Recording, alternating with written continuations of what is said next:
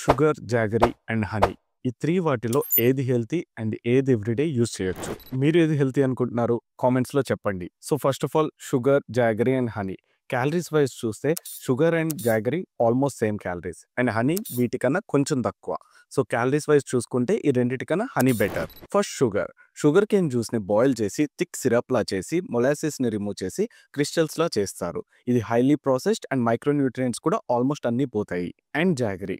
Sugar cane జ్యూస్‌ని థిక్‌గా boil చేసి మౌల్డ్స్‌లో ఏసి కూల్ డౌన్ చేస్తారు. ఇది అన్‌రిఫైన్డ్ అండ్ అన్‌ప్రాసెస్డ్. సో, ఇందులో ఐరన్, పొటాషియం, మెగ్నీషియం లాంటి మినరల్స్ కూడా ఉంటాయి. Lastly honey.